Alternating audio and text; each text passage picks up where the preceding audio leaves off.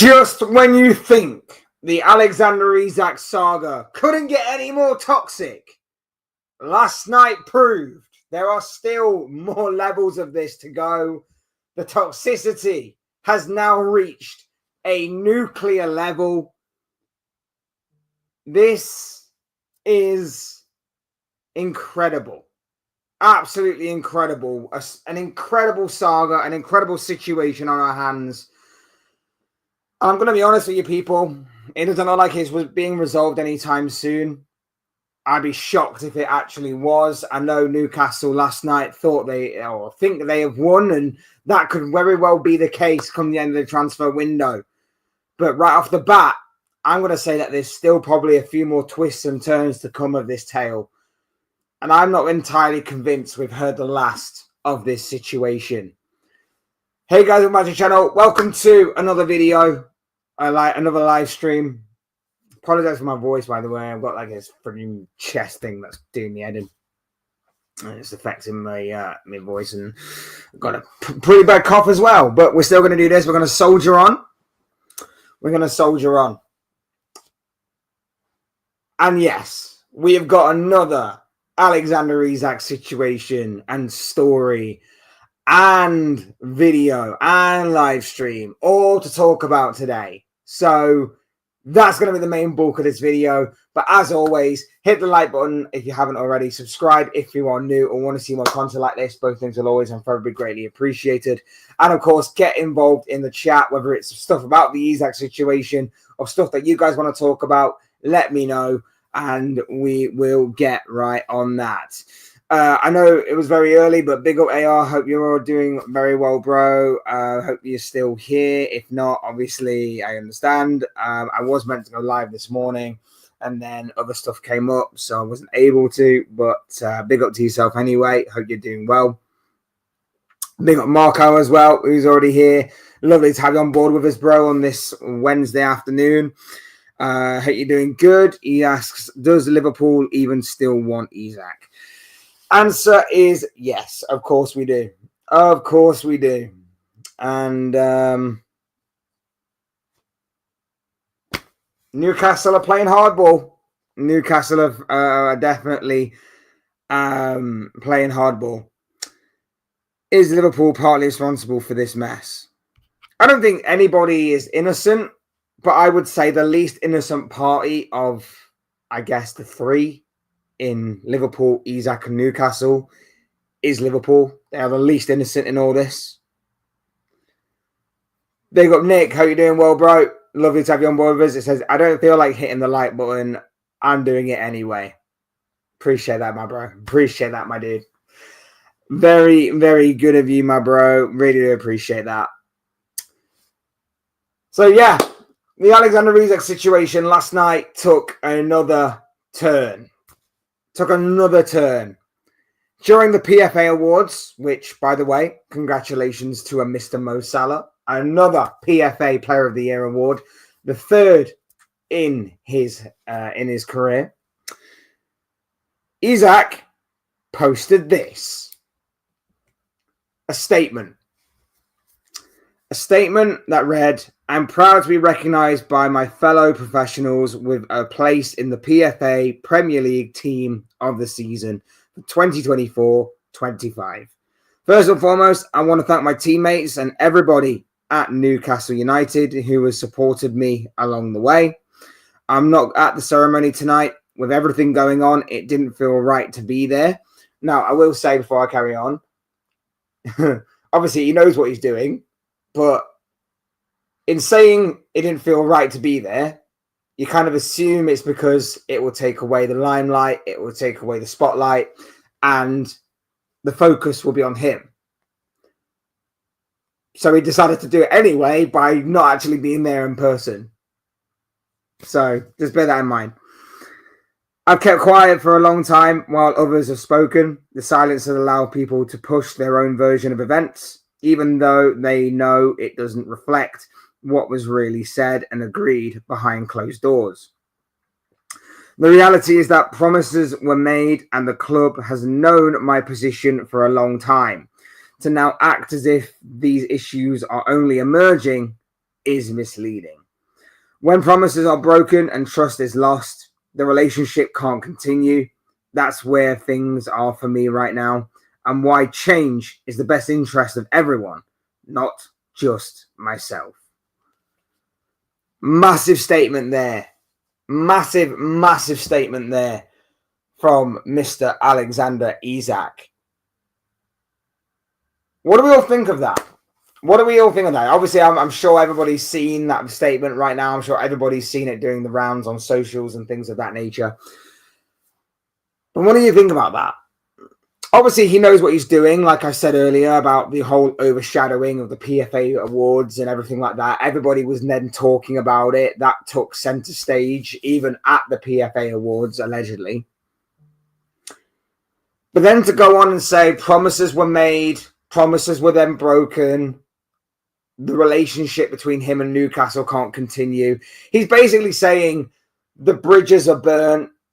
There is no way back for Isak at Newcastle.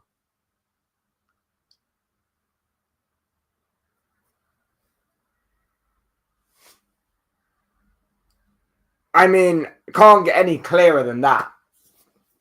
Bridges are burned. He clearly feels that there were promises made, seemingly none in writing, but made verbally, that he was to be allowed to leave Newcastle. Not necessarily, I don't think, to Liverpool specifically, but he would be allowed to leave for what I believe to be a Champions League side, a big club, top club. And he believes that promise has not been fulfilled. And it hasn't been fulfilled as of right now.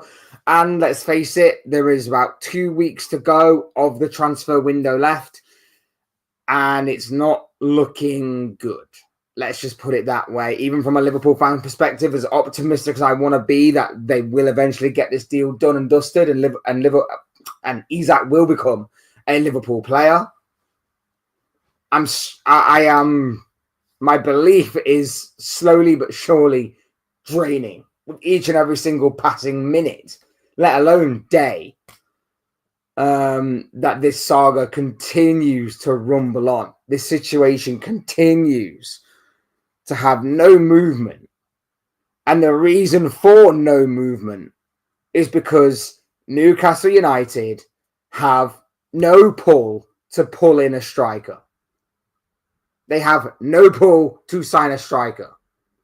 Even Johan Visser is crying out for a move, and Newcastle are still going, I don't know. Difficult. And again, as much as everybody's saying that, if Newcastle stick to their guns and don't obviously allow him to be sold, what if Isak sticks to his guns and doesn't want to reintegrate with the team? That could potentially happen too. Maybe there's some sort of way that he can cancel his contract. Maybe there is something along those lines that maybe he is exploring. Because it seems as though he's done and dusted. Seems as though it is done and dusted as far as what Isak is concerned. And then, of course, we had very, very soon after the response from Newcastle United themselves. They put this official statement out on their website. It says, "We are disappointed to have been alerted to the social media post by Alexander Isak this evening. We are clear in response that Alex remains under contract and that no commitment has ever been made by a club official that Alex can leave Newcastle this summer. We want to keep our best players, but also we understand they have their own wishes and we listen to their views.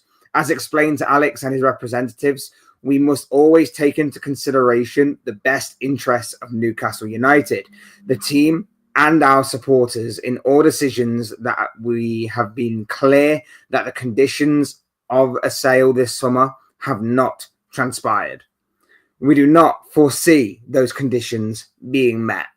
This is a proud football club with proud traditions, and we strive to retain our family feel. Alex remains part of our family and will be welcome back when he is ready to rejoin his teammates.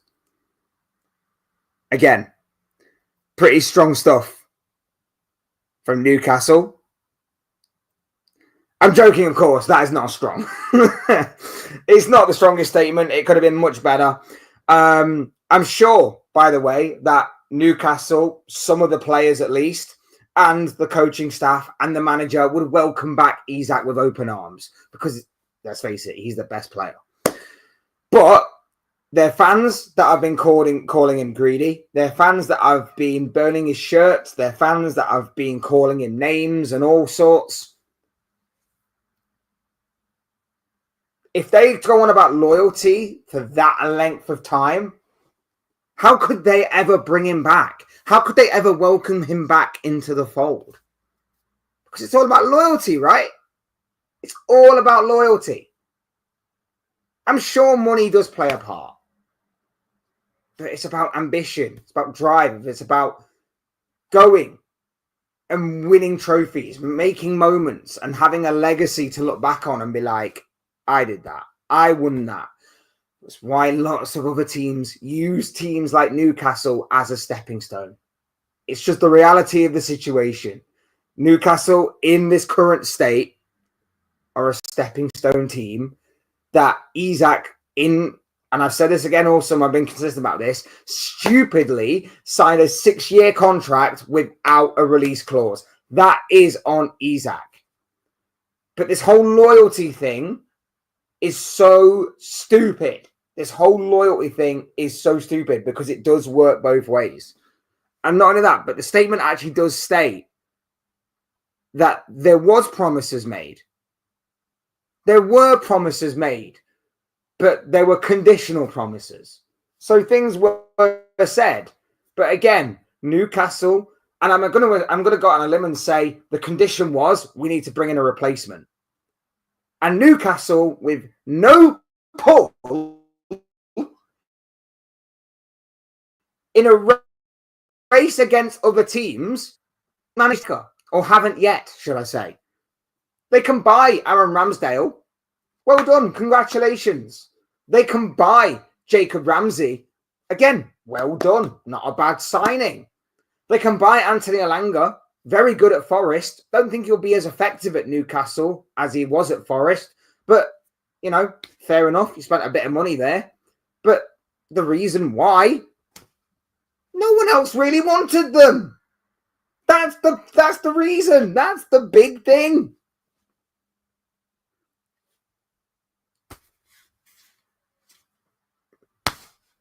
No one else wanted them. That's why you got them. Once you're in a race with one of the big boys, once you're in a race with, you know, a genuine bigger club,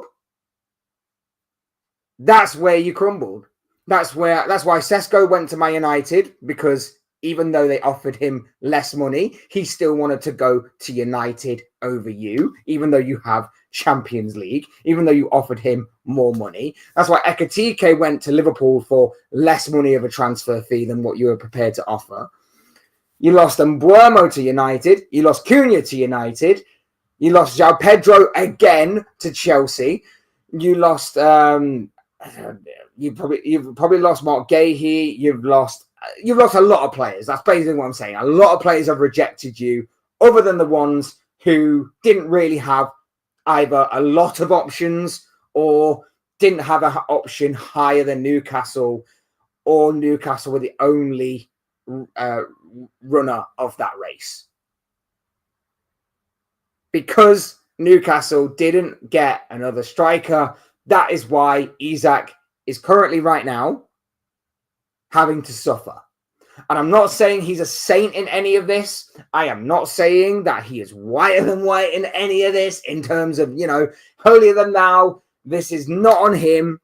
I'm saying that his conduct, I can get why you'd call it into question.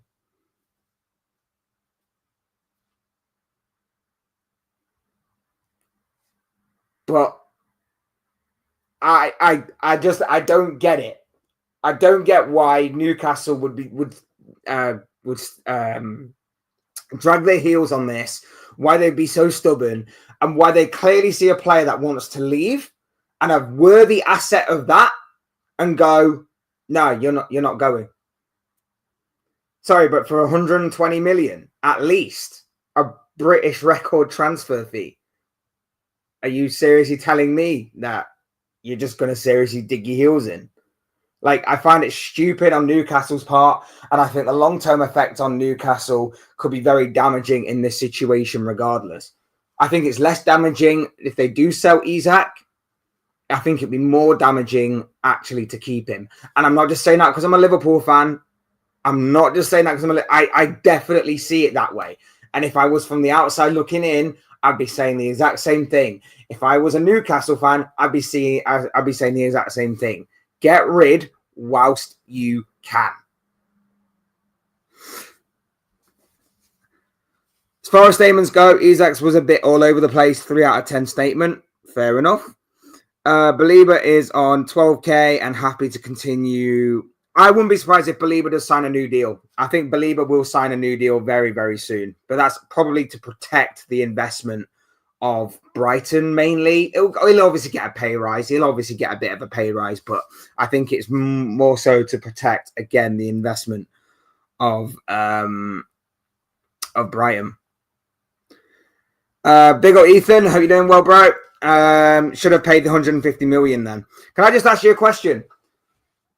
If we should have paid the 150 million, should you be paying the 60 million that Brentford want for Vissa?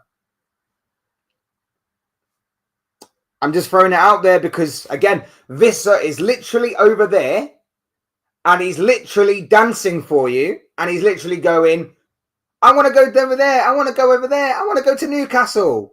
So should you therefore pay the 60 million that Brentford want? You want him for like 35, 40 million. I'm not saying a negotiated deal can't be possible, but at the same time, if you're telling us to pay the money up front, you should be doing the same thing for Vissa. And Vissa's doing the exact same thing as what Isak is. It's the same situation, but I'm not really seeing a lot of Newcastle fans call it out. Not a lot anyway. I'm seeing a fair few and fair play, but I just know that those people that are calling it out will be celebrating if he does go to Newcastle and if he starts scoring goals and winning games for them. So if that does happen, you can't therefore be celebrating. You can't therefore be going, oh, this is great. I'm so glad we got Vissa. Because you've been condemning Isak all summer. You should be condemning Vissa as well for doing the exact same thing. You can't therefore be celebrating if they do eventually become a part of your team.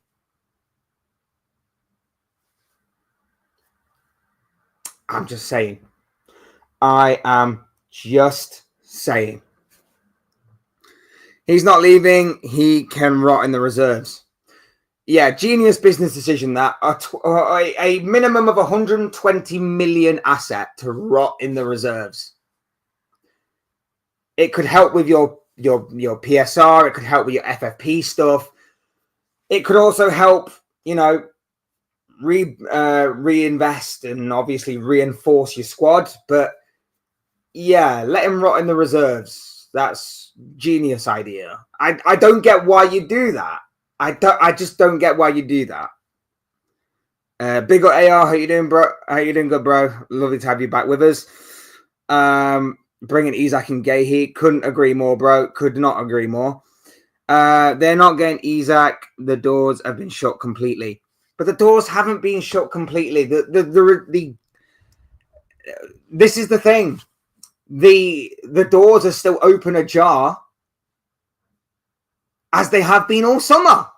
Even in Newcastle's statement, they don't foresee those conditions that they promised Isak being met. But that's not to say it's not impossible. Again, it's like what that moron, that Elmer Fudd-looking moron Luke Edwards has been saying all summer. Newcastle want 150 million, but they also are telling everybody he's not for sale. You can't have it both ways. You can't have it both ways. You can't slap a price tag on someone or something and then say, but it's not for sale. Because the price tag is there. The price tag is still there. Therefore, he is for sale. Newcastle saying that the conditions of Isak's sale haven't been met, but they don't see it happening. Yeah, it doesn't look good, but it's not impossible. We've seen stranger things happen. It's just Newcastle can't buy a striker. Plenty of them out there, but Newcastle can't buy a striker. Simple as that. They can't even get a replacement for Callum Wilson. They can't even get a replacement for a player that has been more injured than playing these past several years. He is on first name terms with every single one of the medical staff, more so than anybody else at Newcastle, because he's been injured for that length of time.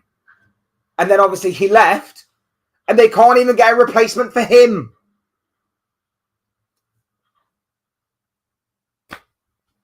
It's mad.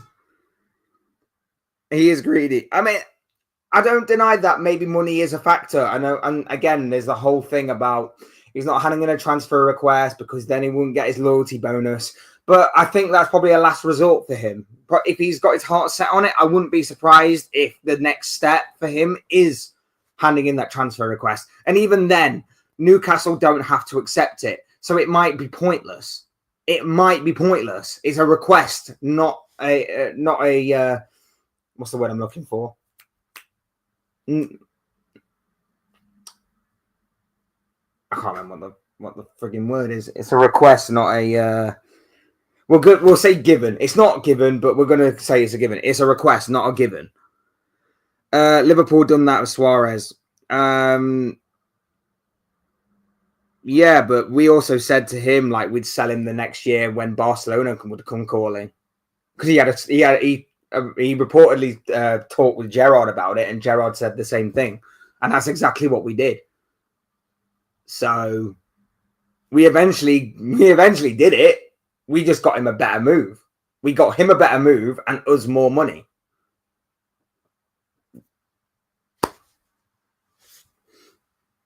Plus, he would want to go to Arsenal back then anyway. Crazy. Tottenham done it with Kane. Yep, Tottenham did do that with Kane. They had a gentleman's agreement, and they went back on that gentleman's agreement. And then everybody started to make him out to be a bad guy. And people showed the hypocritical colours back then, and are doing so again here. All right, then you didn't buy him, you loaned him, but you got an option to buy. Okay, whatever, like a technicality. No one wanted Ramsdale. That was my point. My point was no one wanted Ramsdale. He's disrespected the whole club. Then get rid of him. If he's disrespected the whole club, then get rid of him. Sell him to Liverpool. Job done. You get rid of a bad apple. We get a world-class player. It's a win-win for everyone. He is ruined out. No. You ruined your own transfer window, bro. You ruined your own transfer window. You got into the biggest transfer window in your club's history with Eddie Howe and his brother or his cousin or his nephew or whatever the hell it is doing your transfers. The biggest transfer window in your club's history is being ran by your manager and his family member. That is step one. Step two, you have been rejected by at least 10 different players almost. Maybe. Something along them lines. It's at least 5. It is at maximum like 12. You have been rejected anywhere between 5 and 12 times. 5 and 12 times. This is not on Isak. Isak told you last summer he wanted to leave. Isak reminded you 2 weeks before the end of the season he wanted to leave. This is not on Isak. This is on your club. This is on your club poorly preparing for the transfer window ahead and being rejected multiple times by multiple different players. Don't blame Isak for your club's own mess-ups. And again, I feel like that's an element that is being overlooked here. I feel like a lot of people are not pinning the blame on Newcastle United. Newcastle messed up and messed up and messed up and messed up. But no one's really mentioning it because Isak's the scapegoat. You didn't pay the money, though. What do you mean? I don't know what you mean by that. Remind me what that's in context with. It doesn't matter if it's a British transfer fee. I mean, that would still be a British transfer fee, so who cares? Like, it's 120 million minimum, plus then probably a lot of add-ons. Like, you're going to get a very handsome fee for it. But this is what happens when you play with the big boys. And again, you tried to act earlier on in the season like you were a big boy. You tried to act like we are Newcastle United. We're going to throw our weight around until a bigger club came in and said, sit down. You either give us your best player or we go and take your number one target. And you decided you're not having our best player. So we went and took your number one target instead. And now we've returned because your best player wants out of your club. The same way that I would imagine a lot of other top Newcastle players over the next year or two are probably going to want out of your club.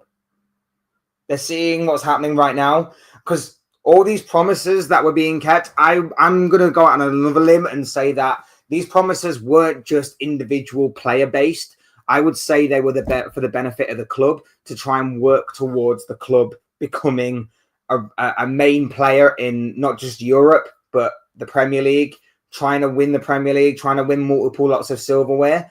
But again, he's looking around and he's seeing that Newcastle are getting rejected left, right, and centre. And he's thinking, what the hell did I sign up for here? This isn't what I signed up for.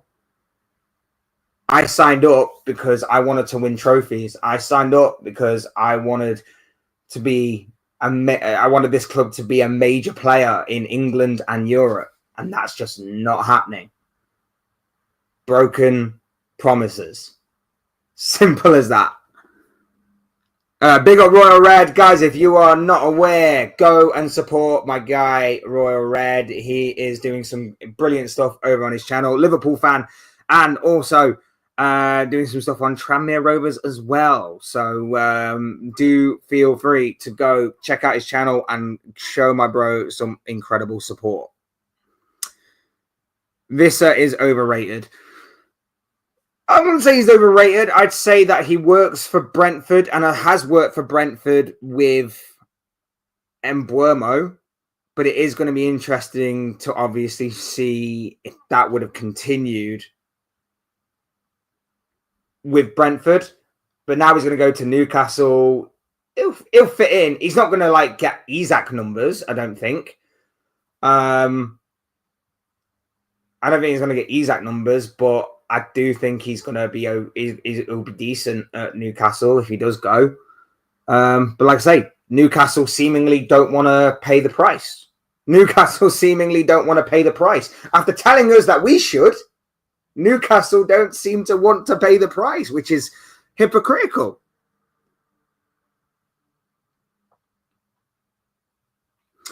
How does it work when Isak refuses to play for Newcastle? Does Newcastle need to continue playing him, or can they stop paying him while his contract is still valid, or will the contract be null and void?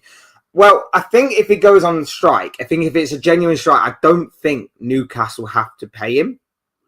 I think if he's genuinely gone on strike and he's told the club he's on strike and he's obviously not training and he's not turning up for work and stuff, I think Newcastle have a divine right not to pay him until obviously he returns. So I think I'm right in saying that, but I'm not 100% sure.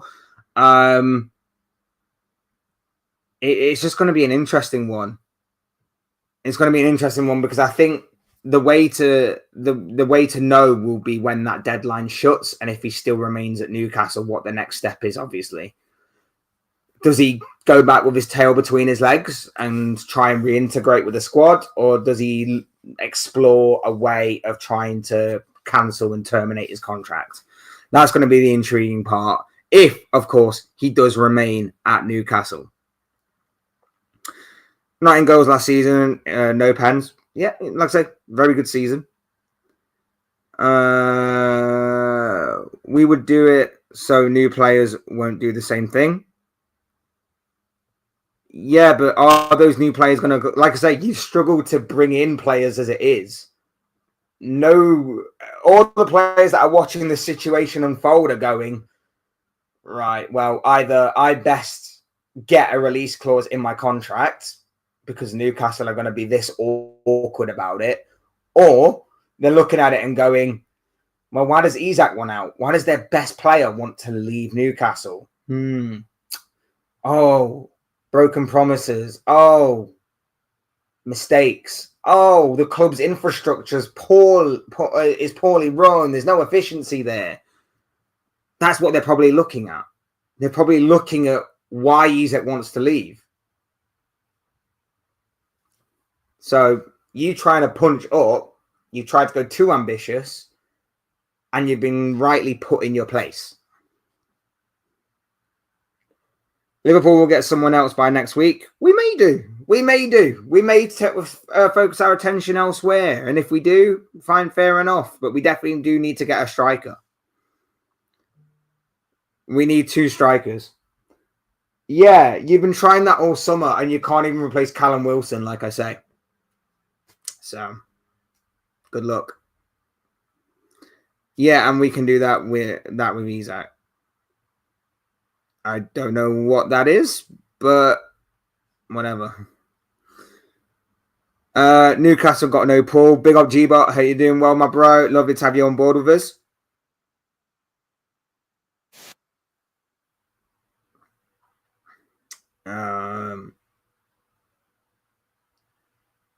I agree. Newcastle don't have any Paul. Well, like I say, if it comes to like a transfer tug of war of sorts, then yes, Newcastle don't have any Paul. I agree.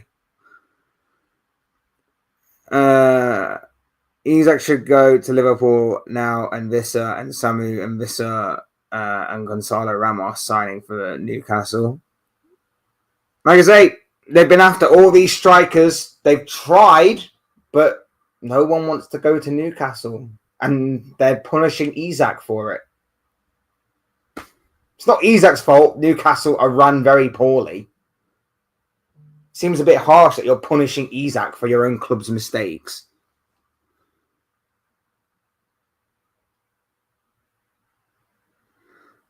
Big up Kevin, who's in the building. How you doing? Well, my bro. Lovely to have you on board with us. As a Liverpool fan, definitely not great for both clubs. It's like Newcastle seem to not want to work with Liverpool, not being done very professionally, in my opinion. I gotta say, Newcastle haven't handled this, in my opinion, to the best of their ability. This could have been handled so differently, so much better, and it's not been ran great by them. Liverpool have been waiting. This is the weird thing. Everybody is blaming Liverpool, and I don't understand what Liverpool are meant to do in this situation. I really don't understand what Liverpool are meant to do in this situation, because all Liverpool have done is turn around to Newcastle and go, we like your best player in your team. We want to sign him. What's it going to take to sign him? And then Newcastle turn around and in the very most oxymoron way possible, turn around and go, he's not for sale. Unless you may give us 150 million. But he's not for sale. Unless we go and find a replacement first. But he's not for sale. But he might be. Newcastle don't know what they're doing. Newcastle don't know what they are doing.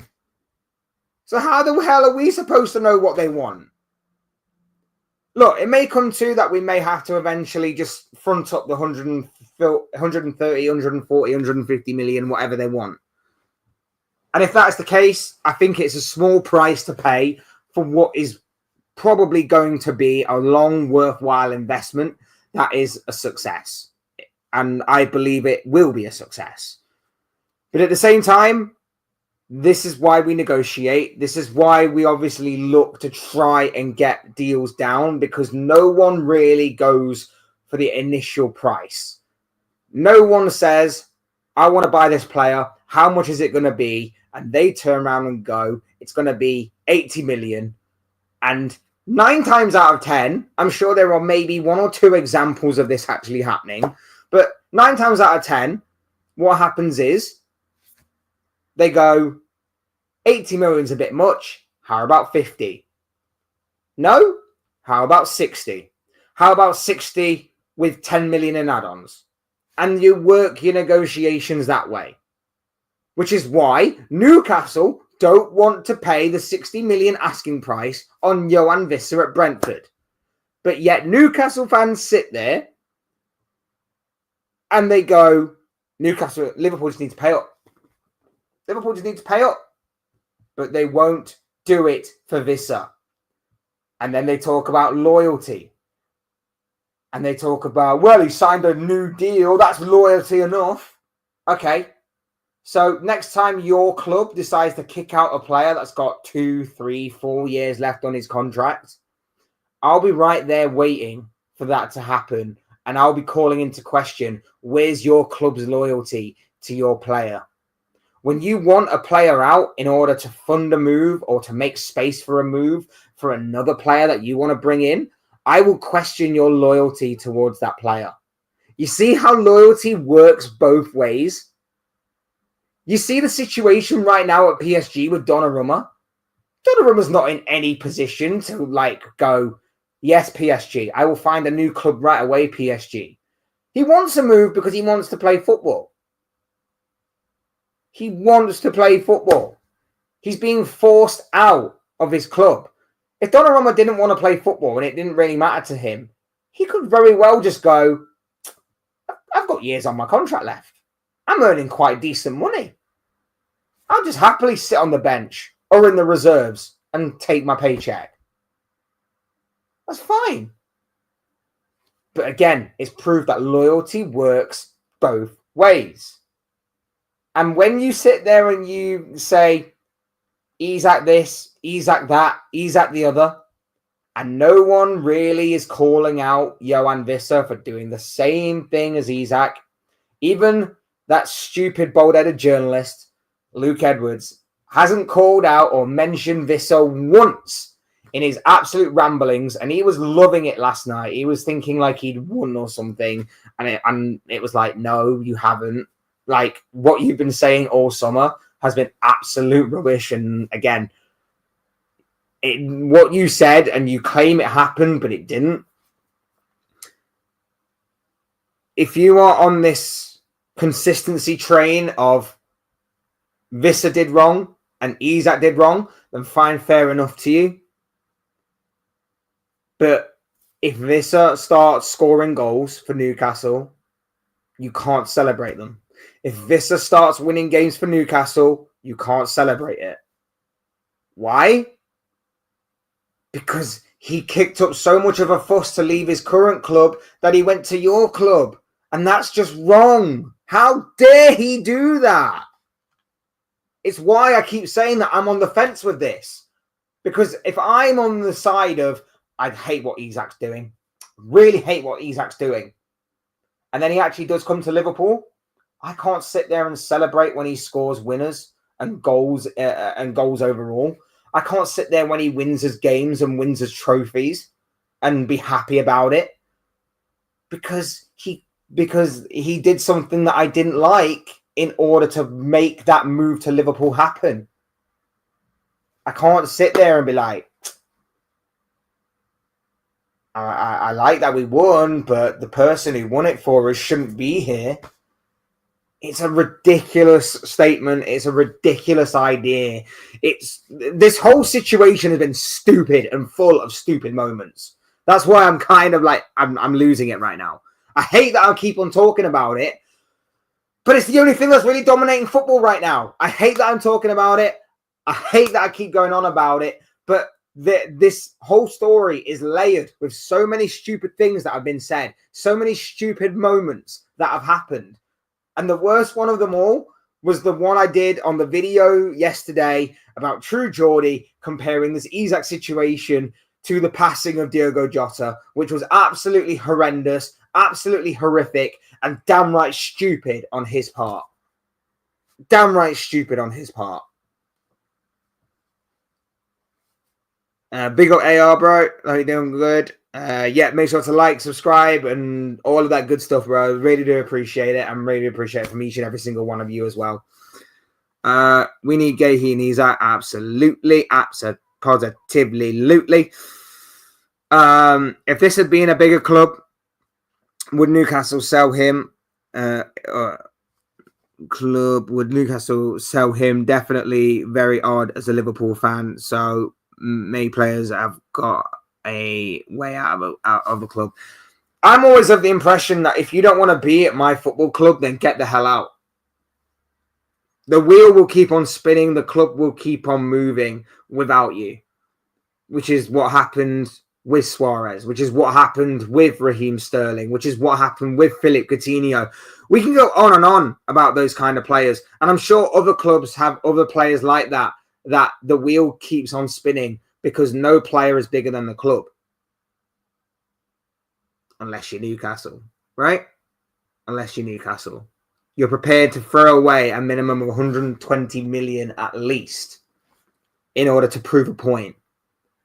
A point that a player won't be able to just force his way out of a club, which means Tonali is probably looking at this situation. Guimarães is looking at this situation and going, I better get on the phone with my agent here. I better make sure I've got an out clause on this contract. New players are looking at this and going, bit awkward, isn't it? I think I'll try and get a move elsewhere other than Newcastle. Because you have all the money, but you got no pull. I don't make the rules. I just say what I see.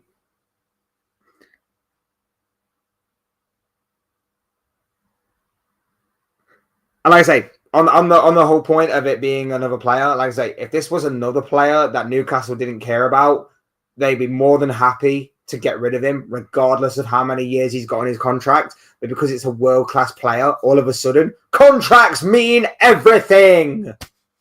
It's a joke. Love the show. Thank you, bro. Really do appreciate you. Really do appreciate each and every single one of you as well. It's a bit like Newcastle Brown Ale. Not very nice indeed, but still like Newcastle people. And they go.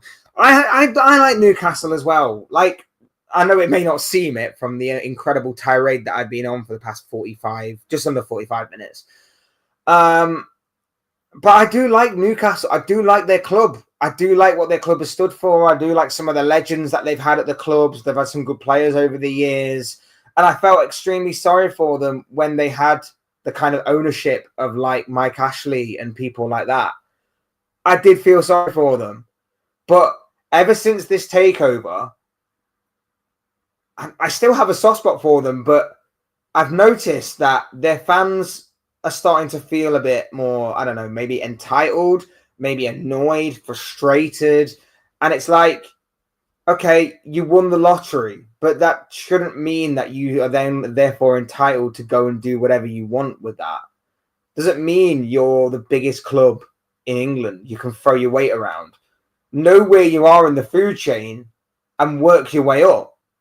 And you can do that because City have done it. Chelsea have done it. Newcastle can. These people are meant to be clever people that are meant to be very, very strongly business-minded.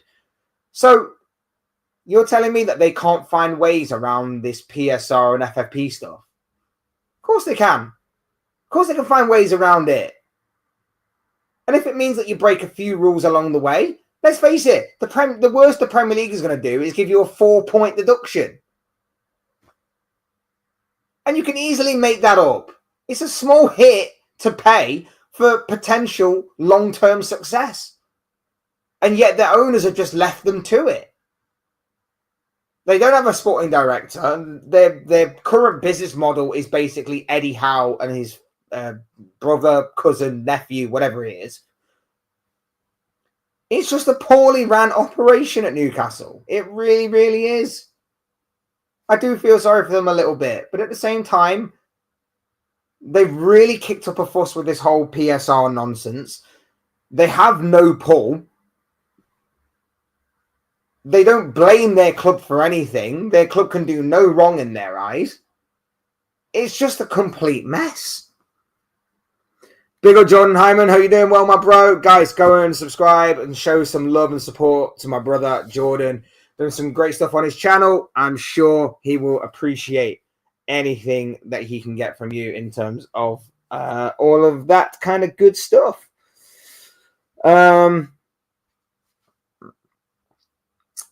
Big up, my bro. How you doing? Well, lovely to have you back with us. Pay the money for Isak or jog on. You don't walk into Tesco and offer £1.10 for something priced at £1.50. Put up or shut up. Can I just ask, you may not have been here when I asked the question. Are you going to pay up for Isak? You already have Isak. Are you going to pay up for Vissa? Are you going to pay what Brentford asked for Johan Vissa? Reportedly, about 60 million is what Brentford are asking for. So are you going to do that?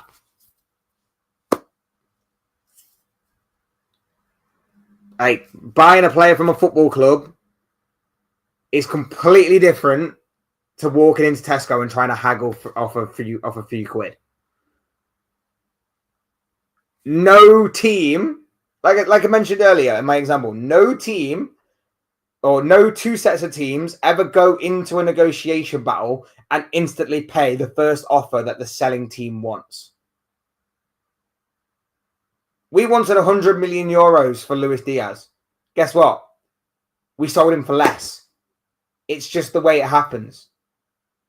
It's just the way that it happens. Oh, and by the way, Luis Diaz, we said, wasn't for sale. Guess what? He's at Bayern right now. So again, this whole they're not for sale thing, it's BS. Absolute BS of the highest order.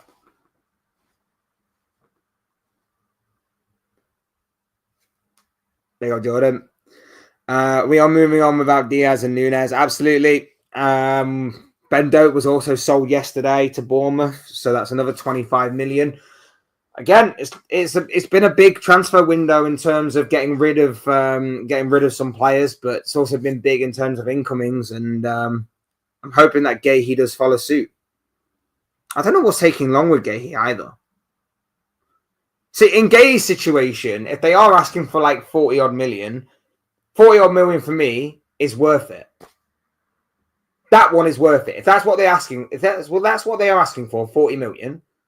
That is worth it to me. So I am questioning my own club as to why that hasn't been done. But it is what it is.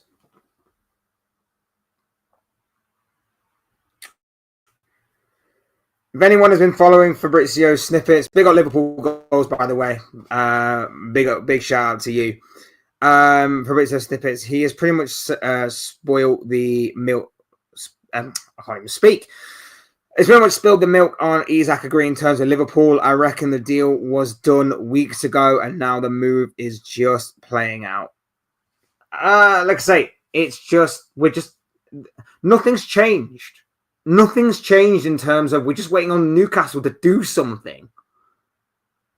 I just don't understand, or I don't see the point in Newcastle keeping hold of a player who clearly doesn't want to be there, clearly feels that the relationship's broken down, and is just clearly very upset about the situation. I don't see the point in Newcastle keeping him to try and prove a point. Just take the money and run.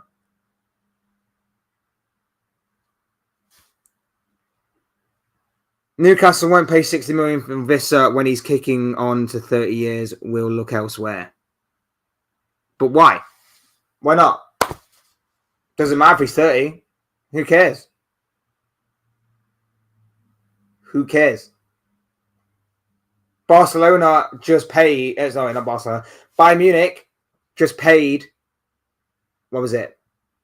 I can't even remember what we sold him for. Was it 75 million euros? Something along them lines for a 29-year-old Luis Diaz. A 29-year-old Luis Diaz. He's pushing 30. So, what? Is this kind of like Liverpool should, but we shouldn't kind of thing? One rule for one rule for the other? I'm just trying to make sense of it. Buyer and seller need to agree it's not a buyer's market. Right?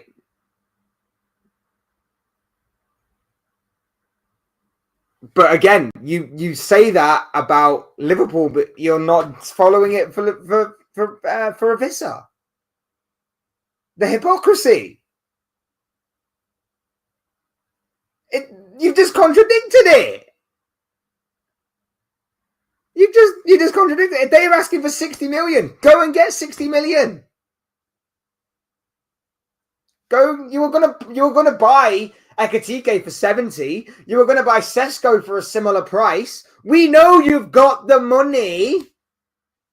Go and do it. I'm fully of the belief that negotiation is obviously the best part and the right part for football clubs to get the best possible deal. Negotiations do need to take place, but for Newcastle to sit there and basically call out Liverpool for not fronting up the money, but then not do the same for Vissa, in my opinion, regardless of age, is just hypocritical. Newcastle said everyone is for sale at the right price. Newcastle won't be forced into anything for money. It's not what Luke Edwards said. I'm just throwing it out there. Luke Edwards has basically said all summer that Vissa is not for sale, but still went on in the same sentence to say that he's available for 150 million.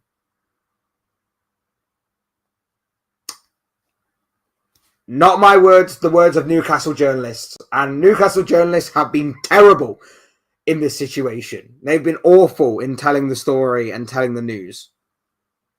Absolutely abysmal. They're meant to be professional journalists as well. And that guy especially called his followers simpletons. Just bizarre. Just absolutely. He's such a bizarre weirdo. It's unbelievable. And again, if everyone is for sale at the right price, just 120 mil, bro. That's the right price. It's fair. Some add-ons in there as well. It's the right price. Isak can agree anything with Newcastle. It doesn't matter if Newcastle don't accept Liverpool's offer. Yeah, very true. It's he can agree anything with Newcastle. He can agree anything with Liverpool or any other club that he wants to go to. But if the fee isn't right, Newcastle don't have to sell. And I've said that all summer, like Newcastle don't have to sell. And if they play hardball on this situation, fine, fair enough. But you're going to have to be prepared for the consequences of playing hardball, which could have long-term horrible effects on your club that may see you either have... By the way, you can't complain if you fall into any PSR or FFP stuff in like the next year or so. You can't complain because we did offer you a way out. So yeah, I'm just saying you can't complain. I don't feel sorry for Newcastle in that sense. If you are going to complain about that in the future, I also don't feel sorry for you in your draw with Aston Villa on Saturday, where you basically were like, "Oh, if we had Isak, we could have actually won that game. If we had a proper striker, you would have also won that game probably. But you have no pull. No pull United. Like a saloon door. No pull. They're the ones that are, I think. He's going to push him. No pull. Just push.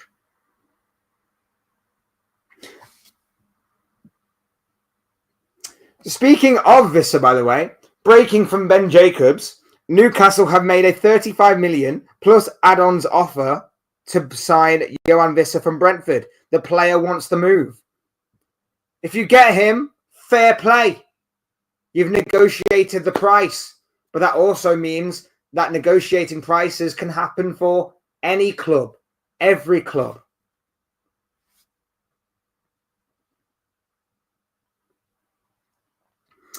Isak can agree whatever he wants with Liverpool. It's irrelevant. It's Newcastle who need to make an agreement with Liverpool, not Isak. Yeah. We need to obviously make the agreement with Isak first because there's no point negotiating with Newcastle and then going to Isak and then him turning around and going, actually, I don't want to join your club, like with every player, which is why player negotiations happen first. But I agree. It doesn't mean anything if obviously the fee can't be agreed between the two clubs. Yeah, I agree. Newcastle won't pay 60 million for Vissa. Never going to happen. You don't get my point. We disagree on the price, so we look elsewhere. Liverpool are free to do the same. Yeah, and I've already said that that's what we may do. We are definitely in need of a striker. We definitely do need a striker because if something bad was to happen to Ekatike, we have got nothing in reserve there. I agree that we could look elsewhere. But the fact of the matter is that you're telling us to front the money up. You're still telling us to front the money up in a situation where you're not doing the same. But compromise and negotiation is all part of football transfers because we've seen it time and time and time and time again. And we've seen it a lot this summer as well. That's why we negotiated for Wirtz. That's why we negotiated a sale for Luis Diaz. That's why we were waiting for Kirkez. Frimpong was a release clause. It's just the way that it works out sometimes. Newcastle fans, it all sorts of delusion right now with how their club is being run like the circus. There was just a lot of happy fans last night for Newcastle, and I don't understand why. I don't understand why they're happy. Like, can someone honestly tell me why they are happy about this entire situation? About Newcastle digging their heels in, not being pushed around, and saying that Newcastle that Isak will basically be in the reserves until he's willing to come back into the fold. What if he doesn't want to? What about if he goes, you know what? I'm all right sitting in the reserves. I'm actually all right picking up my paycheck.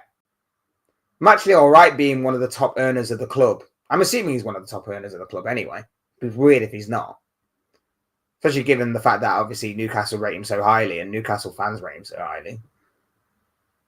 But maybe he's okay being like, I'll come back in the reserves, but I'm not playing for Eddie Howe. I'm not playing for the team. I'm not playing for the senior squad.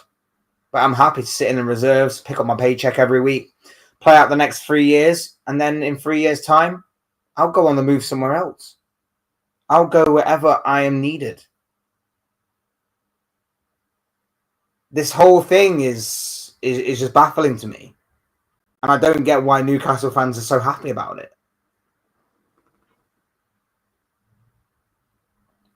Luke Edwards is irrelevant. It's Newcastle's CEO you need to listen to. I mean, I get that Luke Edwards is irrelevant, so at least we can agree on that. He's absolutely useless. He tried saying earlier that if Liverpool had let Newcastle sign Ekatike and then bid 150 million, there was a good chance he would have left and actually gone to Liverpool by now, which totally contradicts what he said earlier on in the summer, which was Newcastle need 2 strikers. And it just baffled me. It just baffled me that he tried to prove he was right. He tried to prove he was right, but he was just wrong again. He was just wrong again. Big up, Lee. Hope you're doing well, my bro. Lovely to have you on board with us this afternoon. Hope you're doing good, my friend. Players will be looking at Newcastle right now and be laughing at how they have handled this Isak situation. It will be very damaging for their future transfer plans for them. Absolutely. And it's not just even that. I think it's as well as that also the way that their infrastructure has been poor. They don't have a director of football. They're letting their manager do the transfers. It's a complete mess. It's a complete mess.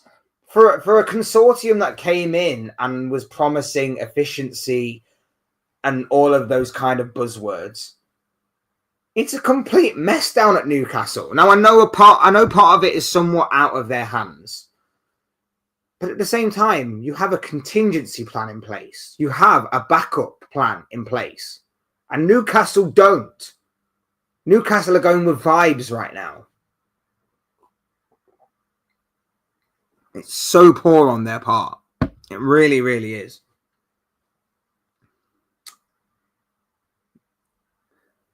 Vardy to Napoli, serious talks. Yeah, the injury to Lukaku has really sparked that rumour, hasn't it? I think he wants to play in the Scottish League, though. I think he wants to reunite with Brendan Rodgers at Celtic. So I'm not 100% sure if he is or not. Can we agree that this can go tits up in so many ways? Then what? We need a plan B. Yeah. This was always going to be the danger. This was always going to be the danger that Newcastle did actually dig in, and through a combination of digging in and their own stupid incompetence, Isak will still be a Newcastle player at the end of the summer. That was always going to be a possibility. The question is now for Liverpool, how long do we keep it? Because I'm pretty confident that Liverpool will have a backup idea as to who they want to bring in as a striker. I'm pretty confident that my club know that already, because my club aren't poorly run, or as poorly run as Newcastle, shall we say, this summer. But it's going to be a question of how long do we leave it. Like I say, there's about 2 weeks left of this transfer window.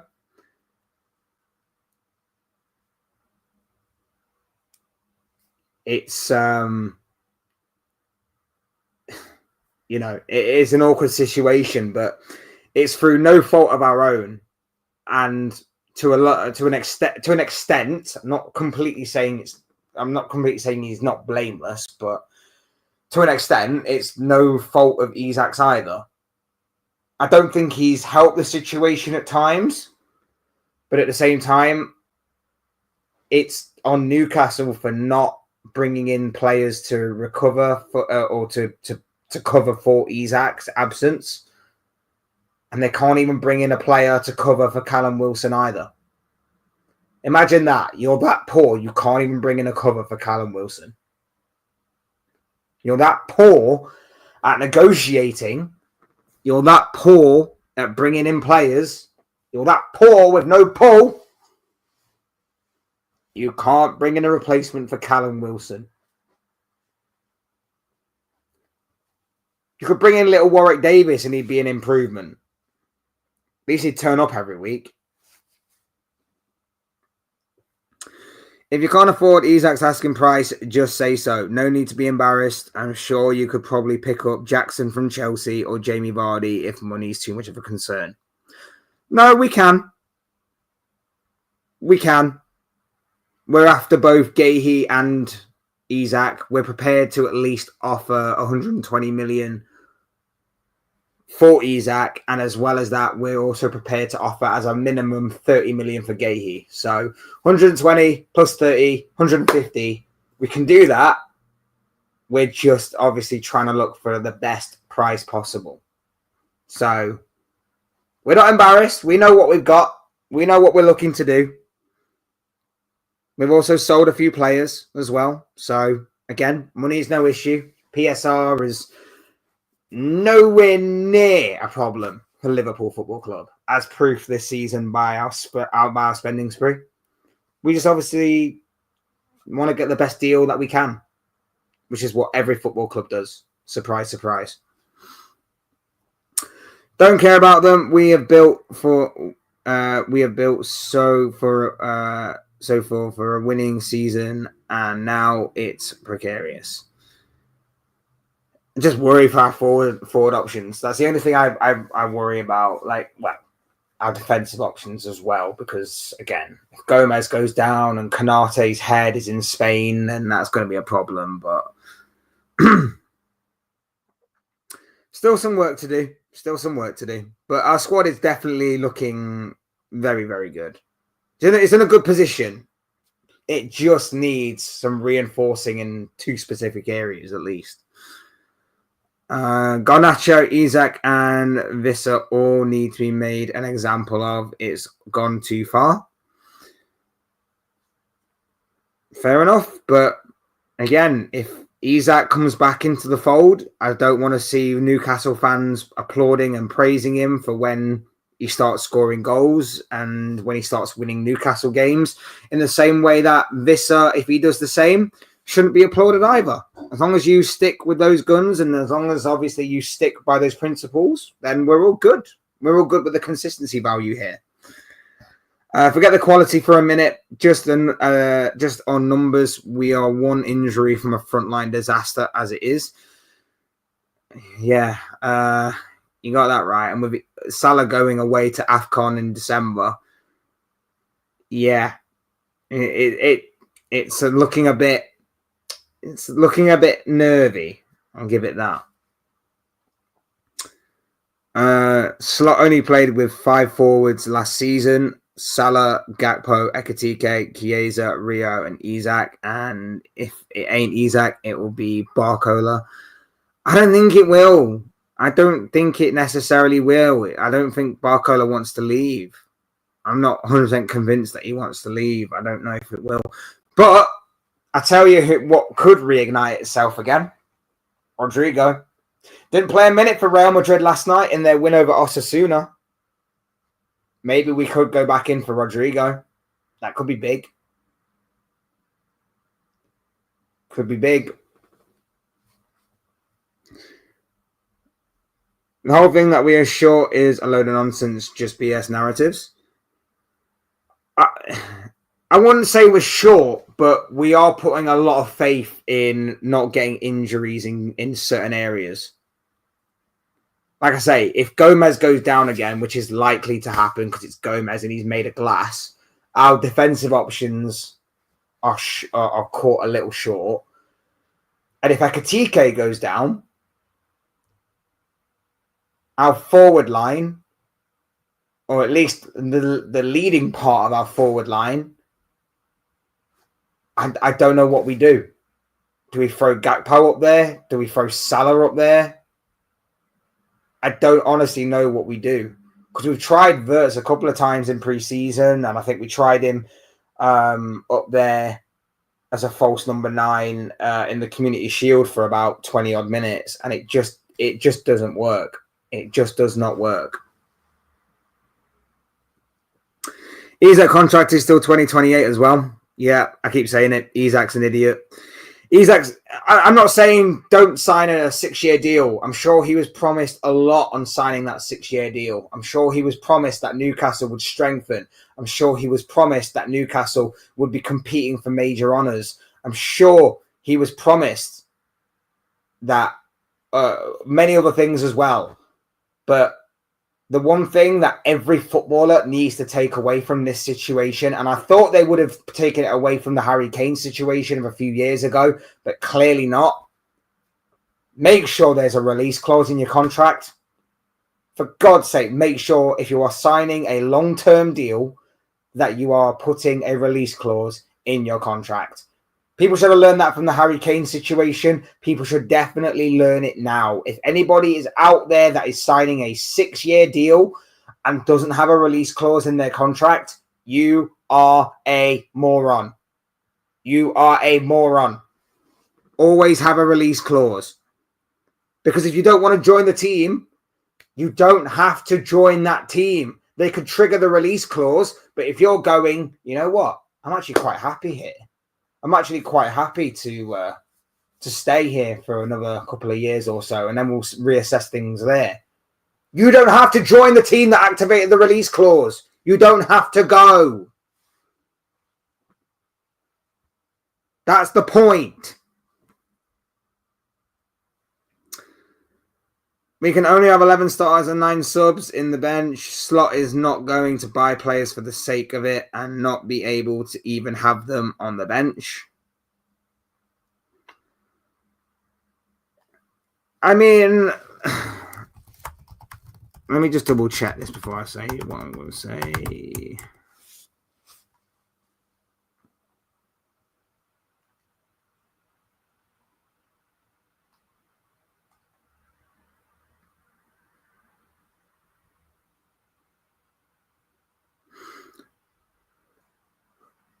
I mean, look, the subs on Friday night were Joe Gomez, Wataru Endo, Chiesa, Curtis Jones, Andrew Robertson, Harvey Elliott, Georgie Mamardashvili, Trey Nyoni, and Rio Engamoa, right?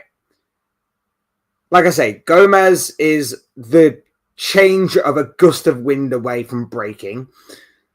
Harvey Elliott could be on his way out in the next couple of weeks, depending on if anybody does come in for him or not.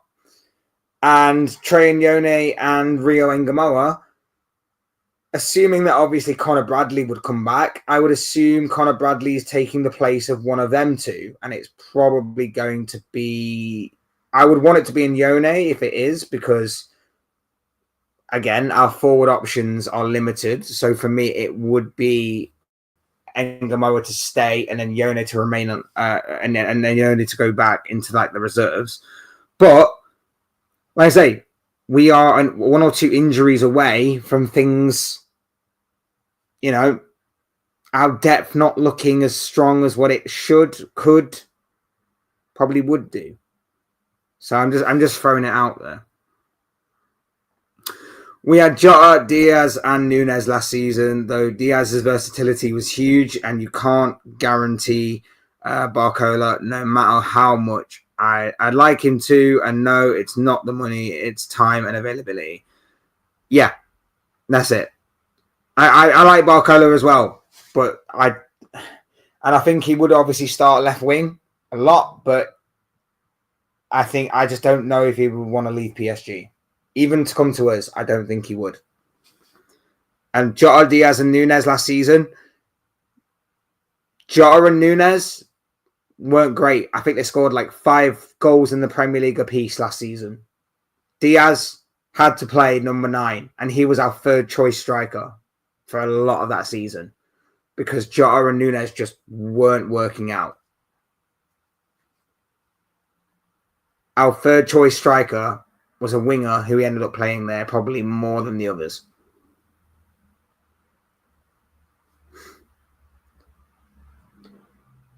You know, that's just between you two. I'll leave that for you two. This ain't FIFA career mode. We're playing like it is, though. We're playing like it is. Believe me, I've managed to avoid any kind of worry about the window so far. I can be forgiven for a few nerves. Look, I still think it's been a very good window. I just think that if we don't get a striker or Gahey, I think it's a missed opportunity on both counts. We certainly need both positions. if it ain't going to be Isak, I'm not 100% sure who it would be. It's interesting that Julian Alvarez, there was a story today surrounding Julian Alvarez that potentially and reportedly his camp feel like they made a mistake in going to Atletico. I just wonder if with the whole Isak thing happening last night, that story coming out today, is it a story of convenience or is it a genuine story? I don't know. I'd probably say it's a story of convenience, and I wouldn't put much. I wouldn't put much stock in it or much belief in it, but there's always a slim possibility that it's not, and that's what intrigues me. That's what intrigues me.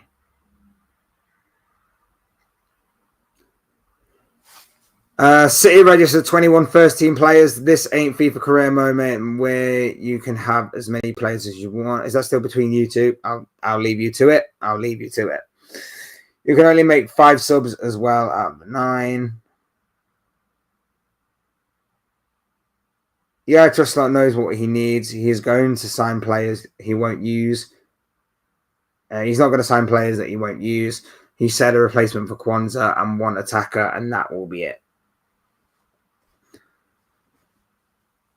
There's a possibility of a winger as well, but I think maybe time is now against us. But,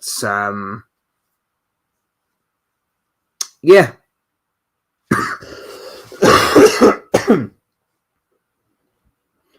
But we shall see.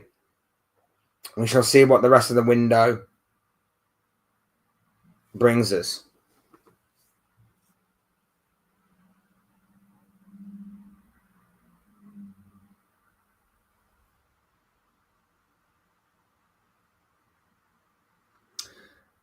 Isak bagged quite a few goals while Newcastle were on the rise and doing well. He got very good service. It's a bit of a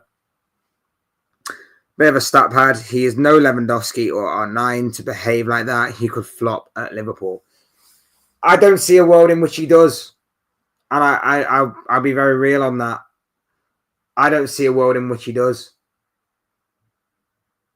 The creativity that we have is too much. Assuming he doesn't forget how to put the ball into the back of the net, Isak is a success.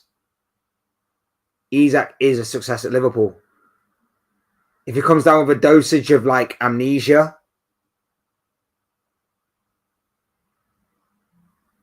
then maybe he'll flop, but I don't see a world in which that happens. I don't see a world in which he is not a flop.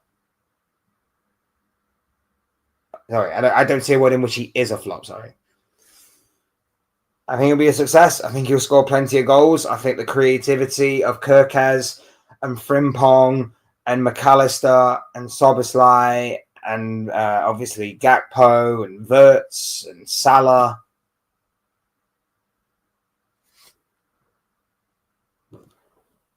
I think that's enough for him to be a success. We've already seen what Ekitike can do.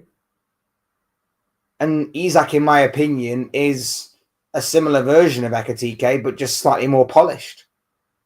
He's just more polished and more advanced in his career because he's somewhat older and has been somewhat playing at a higher level for a longer period of time.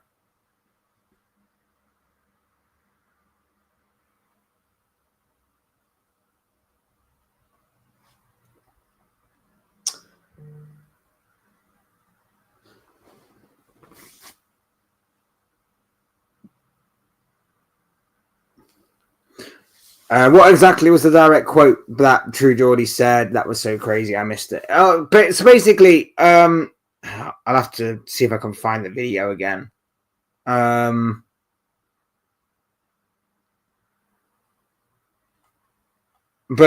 it's online. It's definitely on X somewhere. If you just type in True Geordie, I'm sure it'll be one of the first things that comes up.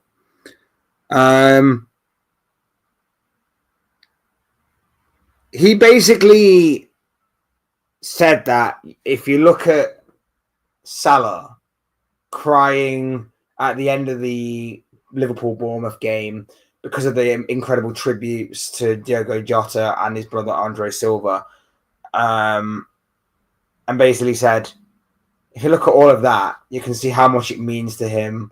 He's lost a teammate.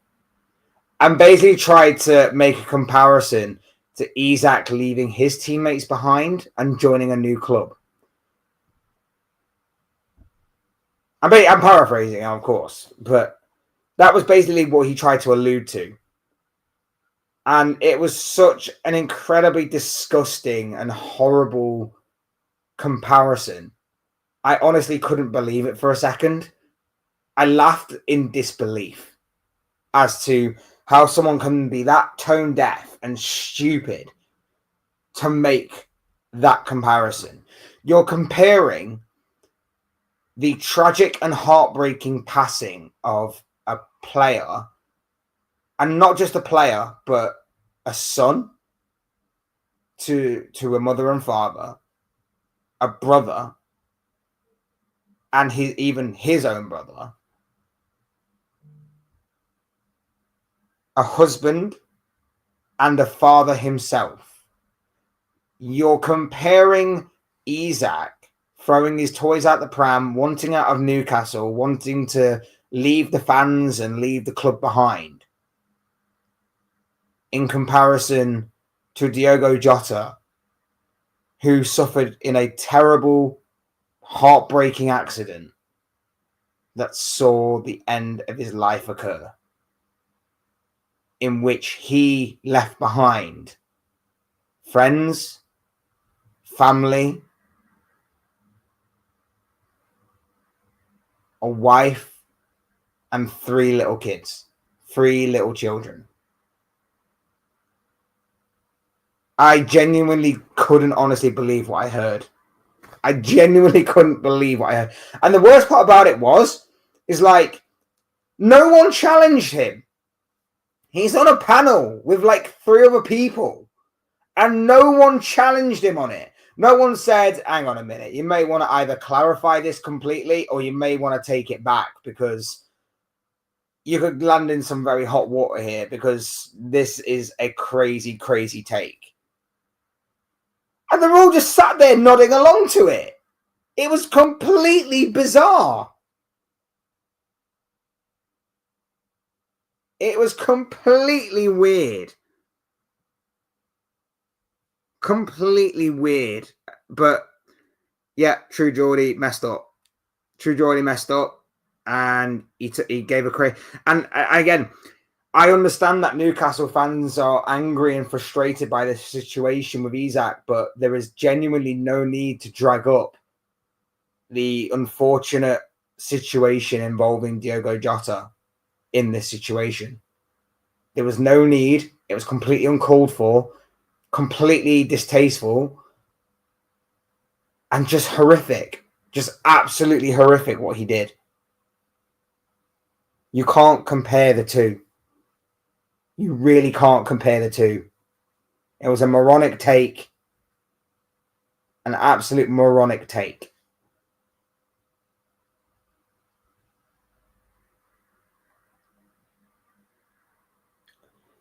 Is Liverpool new kit always long sleeve? I love the long sleeve. I didn't know whether to get the long sleeve or the short sleeve.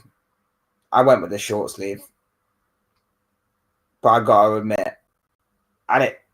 admit, because it does look good either way, I kind of wish I may have gone for the long sleeve now. I maybe regret it. Oh well. Either way, they both look great. Find it ironic that the racist guy that got barred was a guy in a wheelchair. Yeah, thank God he did get barred. Thank God he's banned from all football games. And yeah, we don't want that. He's not a fan. He's not a fan. He ruined what was a very good game of football and what was a very emotional night in terms of obviously all the tributes to Jota and his brother and everything. He ruined everything on that night. He ruined it by being a complete, stupid, moronic moron. And that is putting it lightly. That is just me putting it lightly. I could go even harder on the guy, but yeah, he ruined it. He ruined what was a very good night. And I'm glad that we've obviously cooperated with the police. I'm glad that he's obviously been found guilty and that justice is served and the punishment fits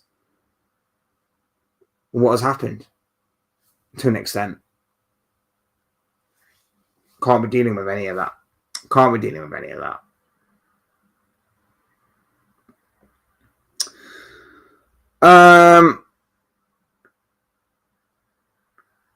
Free Isak, man, you don't deserve this. Big up Kinsman, hope you're doing well, my bro. I completely agree. It's not his fault that Newcastle are absolutely useless.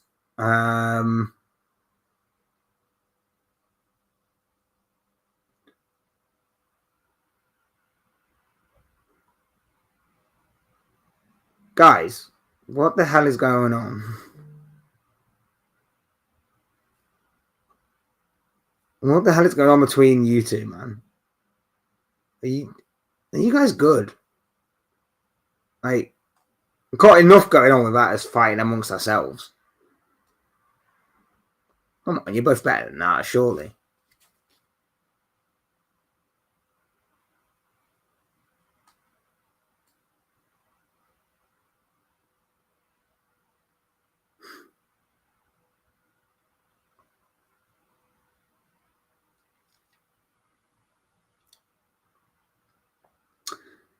Newcastle United F this one up, F'd up this one with this. Yeah, it's on Newcastle, and again, a lot of people are not seeing it that way. That Newcastle have messed up, pure and simple. Here's the thing as well.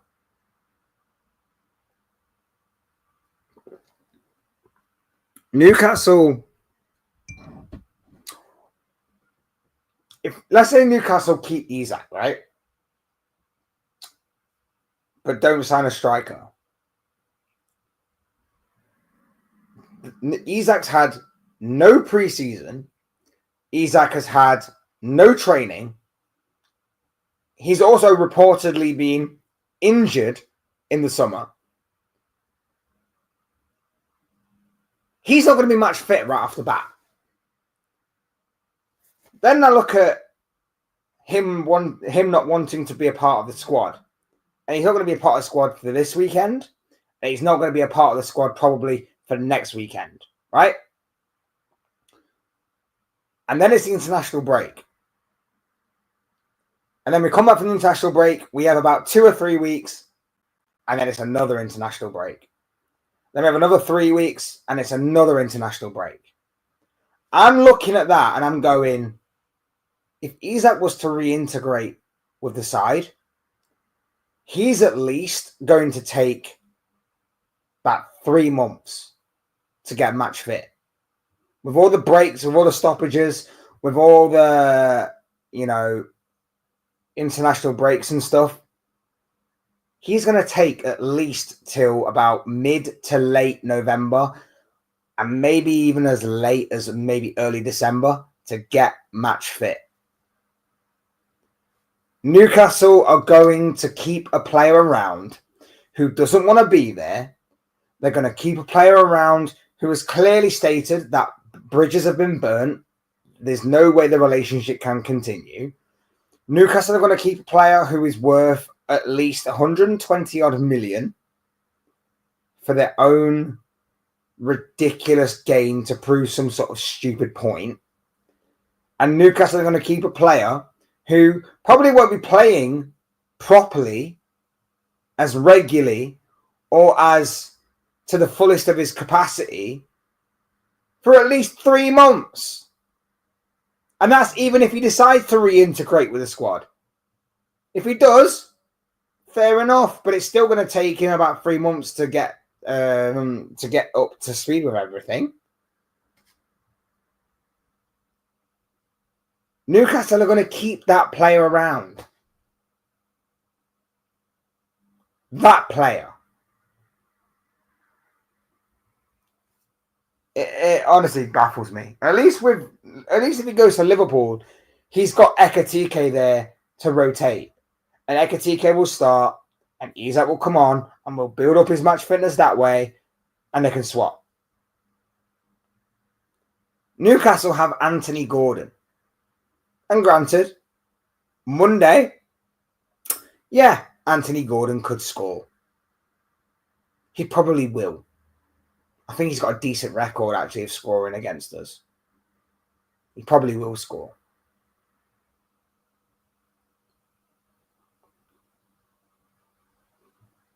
But he's also a reason, apparently, why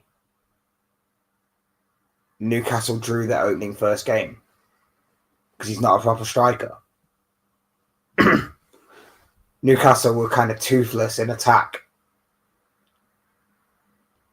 Why was that? Because Newcastle have no pull. They couldn't bring in a striker.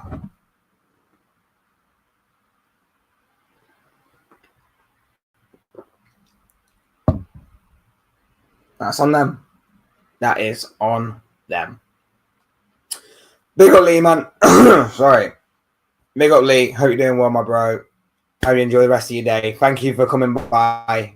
Really appreciate you being here, my bro. So, yeah. Alexander Isak. Newcastle. This saga continues, man.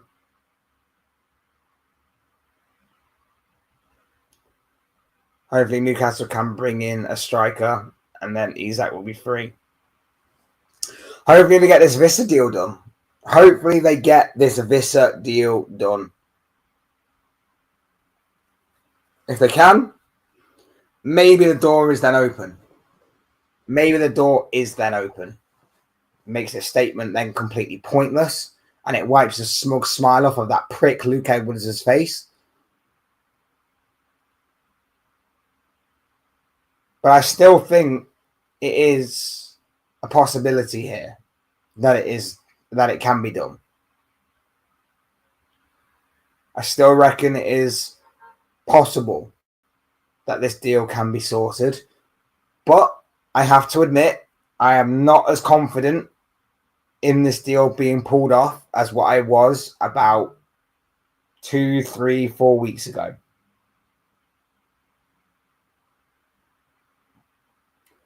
But that's not to say that I have not noticed and seen so many stupid moments, so many stupid things happen in this transfer window in regards to this situation and saga that need to be called out.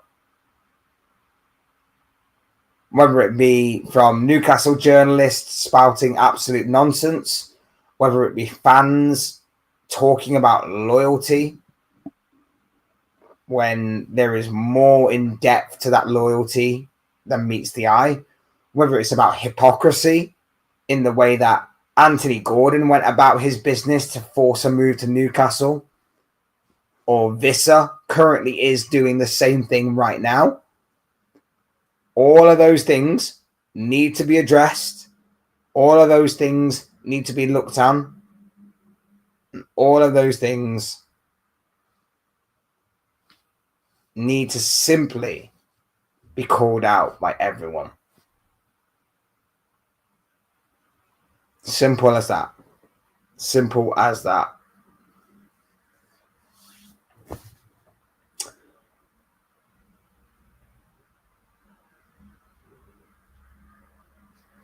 I just, like I say, I'm done talking about this. I am so done talking about this.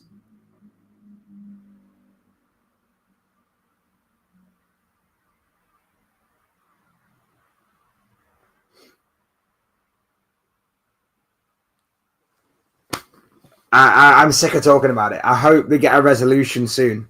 Big up Mr. Football Loons, my guy. Hope you're doing well, my bro. Guys, go and subscribe to Mr. Football Loons. Show him some love and support over there. He's doing some awesome stuff. I'm sure you'll be a fan of what he is creating. Go and check him out. been watching for the last 30 to 40 minutes, and it's very entertaining seeing you and the chat waffle on and about the very weird Isak situation. Great stream. Thanks, bro. I really appreciate the kind words. You are an absolute legend, my bro. Thank you very much. Really appreciate that. Hope you are doing well, my bro. Like I say, I'm just sick of talking about it. I'm just sick of talking about this situation. Like, I just want this to be resolved very, very soon. I'm sick of talking about it. Like, because nothing's really changed. And I guess the bottom line of this is that still nothing has really changed. Yes, there were promises made to Alexander Isak to sell him, but by all intents and purposes, if we are to believe Newcastle, they were conditional promises. Conditional promises, which Newcastle have failed to meet. And that could also in turn mean that because Newcastle have performed so poorly in this transfer window, Isak may turn around and go like, well, I know we did have conditional promises, but you've not delivered on your half of the bargain, so why are you punishing me for it?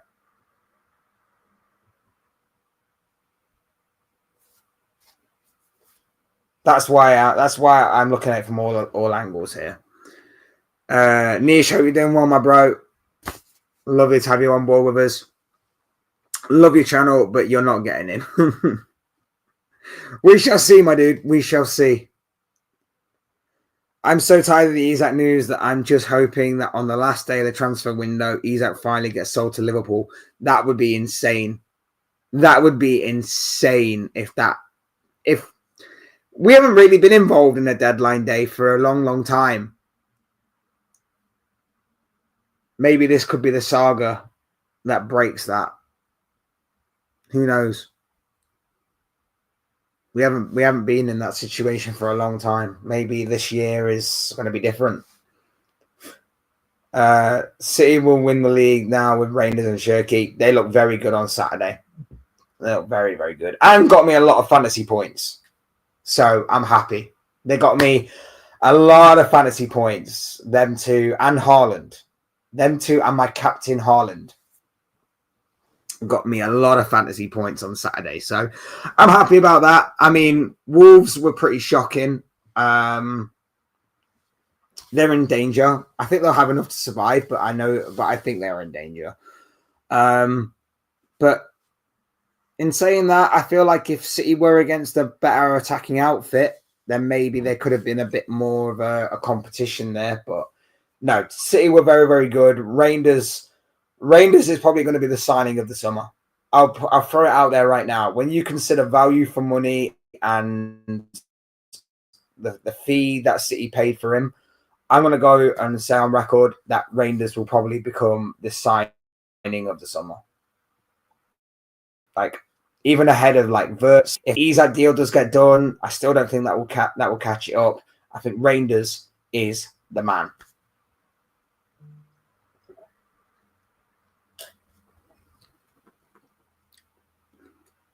And then my prediction ahead of next year's transfer window in the summer, there'll be a big battle between Belieber and Wharton. Or teams will have a big battle between Belieber and Wharton. And I'm hoping that Liverpool get Adam Wharton. But yeah, Belieber and Wharton next year. Remember, I said it. That's going to be the big transfer sagas of next year.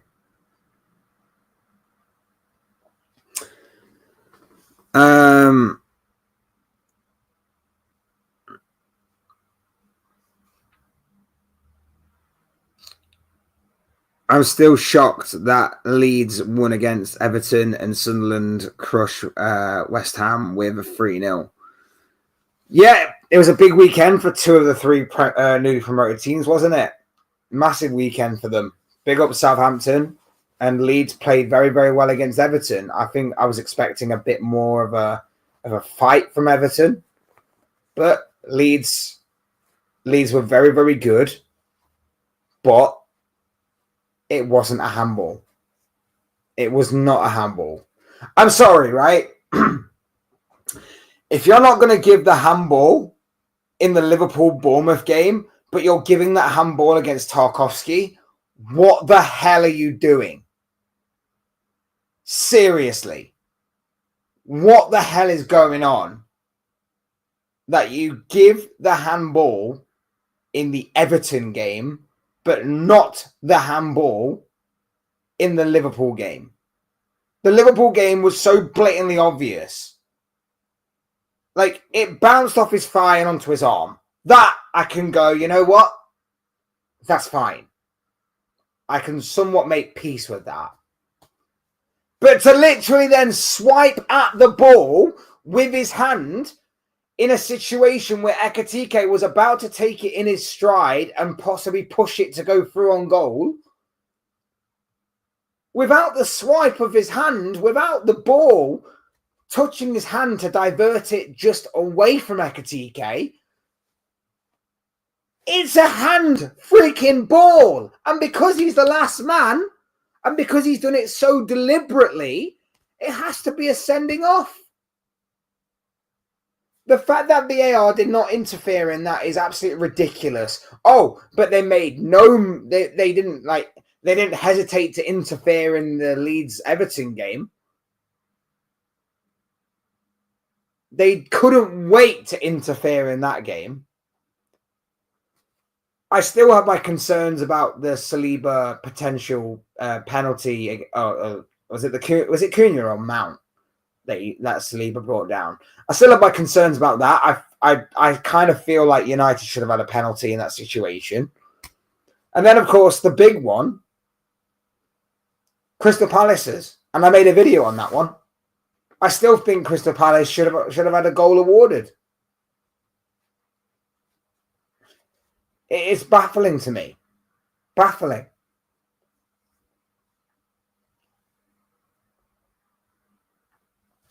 VAR is back again. And it doesn't improve, it just gets worse. And worse. And worse. And worse. And worse. And worse.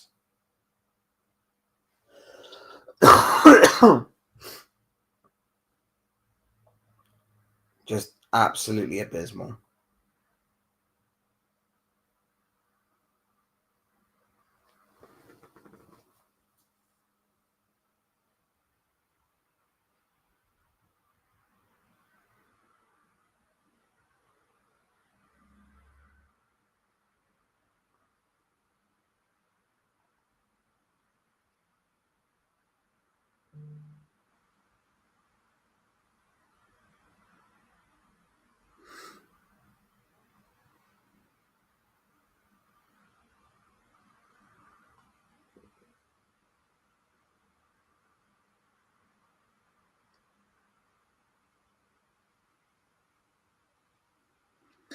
As I can see if anything else has dropped and whilst we've been live or not.